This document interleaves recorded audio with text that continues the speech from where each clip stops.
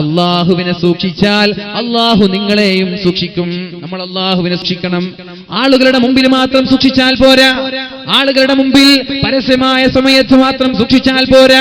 രഹസ്യമായ സമയങ്ങളിലും പരസ്യമായ സമയങ്ങളിലും എല്ലാ സമയങ്ങളിലും റബ്ബിനെ സൂക്ഷിച്ചാൽ ഏത് പ്രതിസന്ധി ഘട്ടങ്ങളിലും നിങ്ങളെ സഹായിക്കാൻ അള്ളാഹു ഉണ്ടാകുമെന്ന് പരിശുദ്ധ റസൂലുള്ളാഹി സ്വല്ലല്ലാഹു അലൈഹി വസല്ലം മഹാനായ യൂനുസ് നബി അലൈഹിസ്സലാമിന്റെ ചരിത്രം പറയുന്നുണ്ട്. യൂനുസ് നബി അലൈഹിസ്സലാമിന്റെ ചരിത്രം പരിശുദ്ധമായ ഖുർആൻ പറയുന്നുണ്ട്. തന്റെ സമുദായത്തോട് പിണങ്ങുകയും എന്നിട്ട് സമുദായത്തോട് പിണങ്ങിക്കൊണ്ട് യൂനുസ് നബി അലൈഹിസ്സലാം നാട് വിടുകയും എന്നിട്ട് കടലിലൂടെ യാത്ര ചെയ്യുമ്പോഴാണ് ഒരു മത്സ്യത്തിന്റെ വയറ്റിലകപ്പെടുന്നത്. കടലിലൂടെ യാത്ര ചെയ്യുമ്പോഴാണ് ഒരു മത്സ്യത്തിന്റെ വയറ്റിൽ അകപ്പെടുന്നത്. കടലാണ്, കടല് തന്നെ ഇരുട്ടാണല്ലോ, സമുദ്രം തന്നെ ഇരുട്ടാണല്ലോ, പിന്നെ മത്സ്യത്തിന്റെ വയറ്റിനകത്താണ്. فنادى في الظلمات أن لا إله إلا أنت سبحانك إني كنت من الظالمين.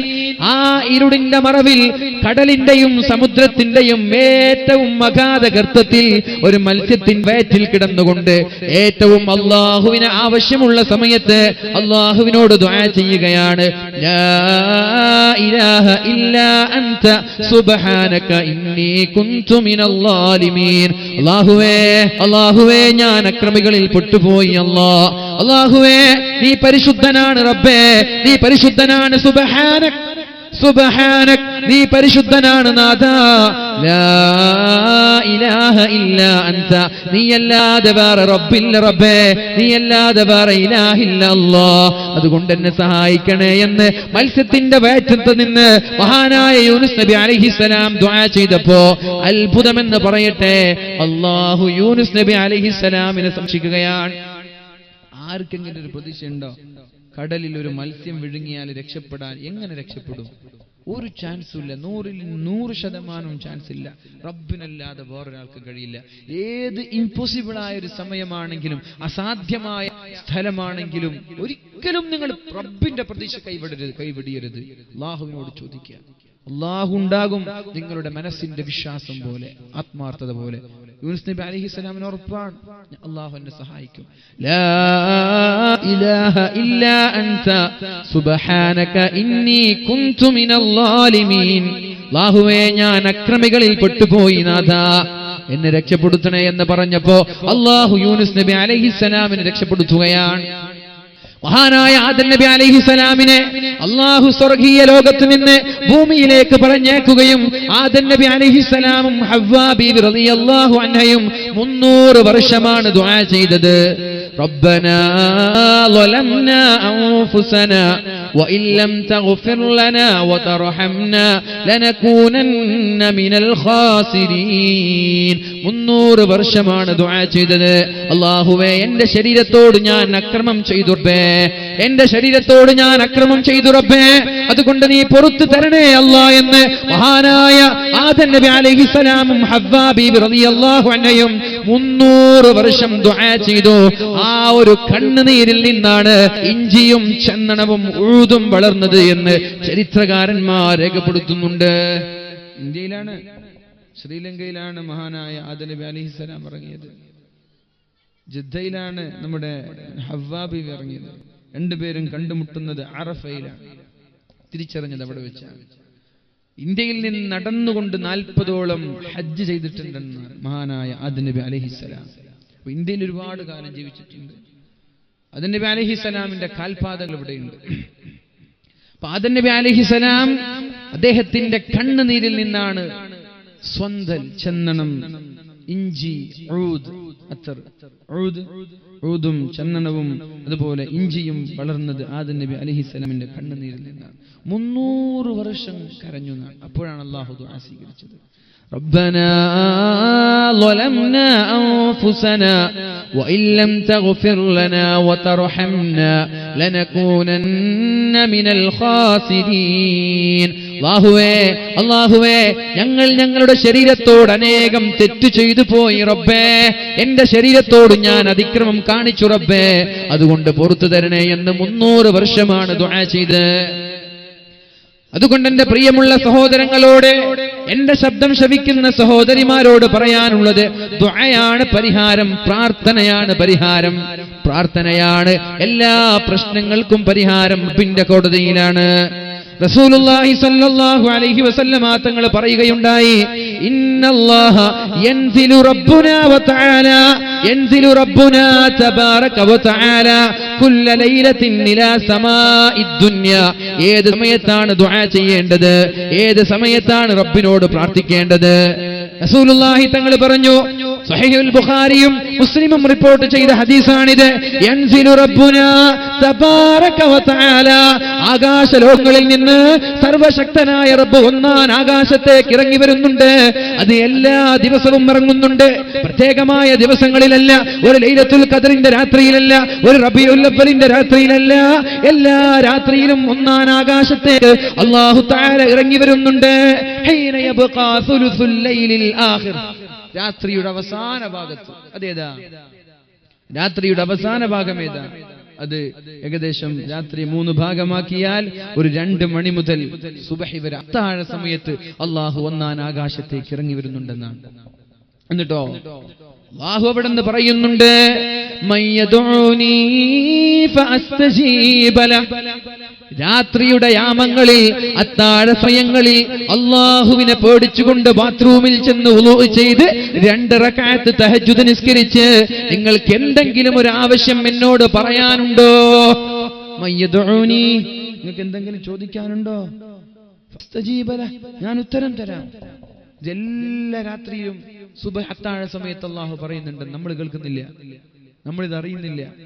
പക്ഷേ നമ്മൾ മനസ്സിലാക്കുക, ഈ സമയത്ത് റബ്ബിനോട് ചോദിക്കുക. ജീവിതത്തിന്റെ ആവശ്യങ്ങൾ, രോഗം ശിഫയാവാൻ, കടങ്ങൾ വീടാൻ, മക്കളെ സാലിഹീങ്ങളാക്കാൻ, അപകടങ്ങളിൽ നിന്ന് രക്ഷപ്പെടാൻ, ജീവിതത്തിൽ ബർക്കത്തുണ്ടാകാൻ ഈ ഒരു സമയത്ത് റബ്ബിനോട് ദുആ ചെയ്യുക. അല്ലാഹു ഒന്നാം ആകാശത്തേക്ക് ഇറങ്ങി വന്ന് കാത്തിരിക്കുകയാണ്, ആരെങ്കിലും ഒന്ന് ദുആ ചെയ്യട്ടെ. അല്ലാഹു പറയാണ്, ആർക്കെങ്കിലും എന്തെങ്കിലും ദുആ ചെയ്യാനുണ്ടോ? ഞാൻ ഉത്തരം തരാം. ആർക്കെങ്കിലും വല്ലതും ചോദിക്കാനുണ്ടോ? ആർക്കെങ്കിലും വല്ലതും ചോദിക്കാനുണ്ടോ? എന്തെങ്കിലും ജീവിതത്തിൽ ആവശ്യമുണ്ടെങ്കിൽ ഡയറക്റ്റ് റബ്ബിനോട് ചോദിക്കുക. അള്ളാഹു പറഞ്ഞ വിഷയമാണ്, ഇതിൽ സംശയിക്കരുത്. ഇത് സംശയിക്കുമ്പോൾ ഈമാൻ തന്നെ നഷ്ടപ്പെട്ടു പോകും. കാരണം പരിശുദ്ധ റസൂലുള്ളാഹി സ്വല്ലല്ലാഹു അലൈഹി വസല്ലമ തങ്ങളുടെ വളരെ സ്വഹീഹായ ഹദീസാണ്, മുത്തഫഖുൻ അലൈഹിയാണ്. ഇതിൽ സംശയം ഉണ്ടാവരുത്. ജീവിതത്തിൽ ആവശ്യമുണ്ട്, എന്തെങ്കിലും ഒരു ആവശ്യമുണ്ടെങ്കിൽ നേരെ തഹജ്ജുദിന് എണീറ്റിട്ട് റബ്ബിനോട് പറയാം, മയ്യസ്അലുനി, നിങ്ങൾക്ക് ആർക്കെങ്കിലും എന്നോട് ചോദിക്കാനുണ്ടോ? ഫഅഉതിയ, ഞാൻ നിങ്ങൾക്ക് നൽകാം. വേണ്ടത് ചോദിച്ചോ. വേറെ ഹദീസിൽ വരുന്നുണ്ട് എന്തൊക്കെ ചോദിക്കാം, എന്തൊക്കെ ചോദിക്കാൻ പാടില്ല. മയ്യസ്അലുനി ഫഅഉതിയ, നിങ്ങൾക്ക് എന്തെങ്കിലും ചോദിക്കാനുണ്ടെങ്കിൽ എന്നോട് ചോദിച്ചോളൂ, ഞാൻ നിങ്ങൾക്ക് തരാം. മയ്യസ്തഗ്ഫിറുനി ഫഅഗ്ഫിറു ലഹ്, ആർക്കെങ്കിലും എന്നോട് പാപമോചനം തേടാനുണ്ടോ? കഴിഞ്ഞ കാലങ്ങളിൽ, ഗതകാലങ്ങളിൽ ചെയ്തു പോയ പാപങ്ങൾ സർവശക്തനായ റബ്ബിനോട് പറയാനുണ്ടോ? ഞാൻ പറയട്ടെ, ഈ വരുന്ന ജനുവരി 1 ഹാപ്പി ന്യൂ ഇയർ ആയി ആഘോഷിക്കാൻ, സെലിബ്രേറ്റ് ചെയ്യാൻ ചില ആളുകൾ തയ്യാറായിക്കൊണ്ടിരിക്കുന്ന സമയമാണ്. എങ്ങനെയാണ് ആ സമയത്ത് ആഘോഷിക്കാൻ പറ്റുക? എങ്ങനെയാണ് ആ സമയം ആഘോഷിക്കുക? റബീഉൽ അവ്വൽ ആഘോഷിക്കുന്നത് പോലെ ഹാപ്പി ന്യൂ ഇയർ ആഘോഷിക്കാൻ പറ്റുമോ? എന്റെ ബിദ്അത്തുകാർ ഇതിനെതിരെ ശബ്ദിക്കാത്തത്, ഇതിനെതിരെ ഒച്ചവെക്കാത്തത്, ഇതിനെതിരെ വീഡിയോകൾ ഉണ്ടാക്കാത്തത്, ഇതിനെതിരെ കവല പ്രഭാഷണങ്ങൾ ഉണ്ടാക്കാത്തത്, റബീഉൽ അവ്വലിൽ നടക്കുന്ന ആഘോഷങ്ങൾ അത് പാടില്ല എന്നും ശിർക്ക് എന്നും ബിദ്അത്ത് എന്നും പറയുന്ന ആളുകൾ എന്തേ ഈ ഒരു ആചാരത്തിനെതിരെ ശബ്ദിക്കാത്തത്? എന്താണ് റബീഉൽ അവ്വലിൽ നമ്മൾ ചെയ്യുന്നത്? എന്താ റബീഉൽ അവ്വൽ എന്തിനാണ് നമ്മൾ ആഘോഷിക്കാനുള്ള കാരണം? എന്താ? ലഖദ് മന്നല്ലാഹു അലൽ മുഅ്മിനീന ഇദ് ബഅസ ഫീഹിം റസൂലാ, നമ്മൾക്ക് അല്ലാഹു അനുഗ്രഹം ചെയ്ത മാസമാണത്. അതുകൊണ്ടാണ് നമ്മൾ സന്തോഷിക്കുന്നത്. ലഖദ് മന്നല്ലാഹു, അല്ലാഹു അനുഗ്രഹങ്ങളുടെ പേമാരി പെയ്തു തന്ന, വർഷിച്ചു തന്ന ദിവസമാണ്, മാസമാണ് റബീഉൽ അവ്വൽ എന്ന് പറഞ്ഞാൽ. അനുഗ്രഹം ഉണ്ടാകുമ്പോൾ സന്തോഷിക്കണ്ടേ? ആ ആഘോഷത്തിൽ നമ്മൾ എന്താണ് ചെയ്യുന്നത്? ഭക്ഷണം നൽകുന്നു. നിങ്ങൾ ഭക്ഷണം നൽകിയാൽ തദ്ഖുലുൽ ജന്നത ബിസലാം, നിങ്ങൾക്ക് സന്തോഷത്തോടെ സ്വർഗ്ഗത്തിൽ പോകാമെന്ന് പരിശുദ്ധ റസൂലുള്ളാഹ് ഹബീബിന്റെ പേരിൽ മദ്ഹ് ചൊല്ലുന്നുണ്ട്. ഹബീബിന്റെ പേരിൽ പ്രഭാഷണങ്ങൾ നടക്കുന്നുണ്ട്. ഹബീബിന്റെ പേരിൽ മൗലീദ് പാരായണം ചെയ്യുന്നുണ്ട്. എന്നാൽ ഞാൻ ചോദിക്കട്ടെ എന്റെ ചെറുപ്പക്കാരാ, എന്റെ ചെറുപ്പക്കാരികളെ, 2016 കഴിഞ്ഞ് 2017 കടന്നു വരുമ്പോ എങ്ങനെയാണ് നമ്മൾക്ക് ആഘോഷിക്കാൻ പറ്റുന്നത്? അതെങ്ങനെയാണ് ആഘോഷമാക്കുന്നത്? അത് സന്തോഷിക്കേണ്ട ദിവസമാണോ? അല്ലാഹുവിന്റെ ഹബീബ് പറഞ്ഞത് എന്താണ്? ലാ യഅതി അലൈക്കും ആമുൻ ഇല്ലാ വല്ലദീ ബഅദഹു വശർറ മിൻ. ഒരു വർഷം നിങ്ങളിലേക്ക് വരുന്നുണ്ടെങ്കിൽ 2017 നിങ്ങളിലേക്ക് വരാണ്. 2016 നിങ്ങൾ ജീവിക്കുന്നതെങ്കിൽ 2017 16 മോശമാണ്. ഒരു മോശപ്പെട്ട സംഭവം നമ്മൾ എങ്ങനെ ആഘോഷിക്കുക? ഒരാൾ മരിച്ചാൽ 3 ദിവസമാണ് ദുഃഖാചരണം. മരണം ഒരു വിഷമമുള്ള വിഷയമാണ്, ദുഃഖമുള്ള കാര്യമാണ്. പക്ഷേ 3 ദിവസത്തെക്കാൾ കൂടുതൽ ആചരിക്കരുത്. ഞാൻ ചോദിക്കട്ടെ, ഇങ്ങനെ ഒരു വിഷമം പിടിച്ചൊരു അവസ്ഥ 2016 2017 എത്രയോ മഹത്വമുള്ള വർഷമാണ്. 2017 2016 എത്രയോ മോശപ്പെട്ട വർഷമാണ്. ഇല്ലല്ലദീ ബഅദഹു അശർറ മിൻ. ഇതിന് ശേഷമുള്ളത് ഇതിനേക്കാൾ മോശമായിട്ടില്ലാതെ നിങ്ങളിലേക്ക് കടന്നു വരൂല എന്ന് അല്ലാഹുവിന്റെ ഹബീബ് പരിശുദ്ധ റസൂലുള്ളാഹ്. ഞാൻ ചോദിക്കട്ടെ, ആ ഒരു ഷർറിനെ എങ്ങനെ ആഘോഷിക്കുക? ഷർറിനെ ആഘോഷിക്കാൻ പറ്റുമോ? ബർത്ത്ഡേ നമ്മൾ സെലിബ്രേറ്റ് ചെയ്യാറുണ്ട്, നമ്മുടെ മക്കളുടെ ബർത്ത്ഡേകൾ.